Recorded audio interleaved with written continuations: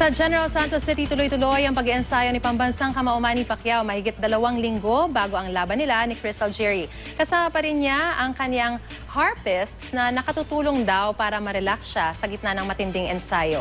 May news to go si Mav Gonzalez. Mav! Maris, kaninang umaga ng mga alas 6:30, tumakbo sa Acharon Sports Complex dito sa General Santos City si People's Champ Manny Pacquiao. Nakasama pa niya ang kanyang foreign sparring partners at undercard ni si Antonio De Marco. Nakasampung ikot sa track oval si Pacman bago nag-core exercises. At gaya ng nabanggit mo, Maris, ang harpist niya tumugtog pa sa gitna ng oval. Ayon kay Manny, pamparelax daw niya ang musika. Nakakawala raw kasi ito ng pagod sa gitna ng kanyang matinding training. Kaya naman kahit saan siya pumunta, sa beach man o sa track oval o sa gym, bit-bit niya ang kanyang harpist. Ang magkapatid na Paul at Benny Costañez mula sa Cebu. Paborito raw ni Manny ipatugtog sa kanila ang mga lumang kanta at ilang Bisayang kanta. Light lang ang training ni Pacquiao ngayong umaga dahil may sparring siya mamayang hapon. Aakit na sa 11 rounds ang sparring niya ngayong linggo. Sa November 17 naman, 1 linggo bago ang kanilang laban ni Crystal Jerry, ay pupunta na ng Macau ang Team Pacquiao. Maris?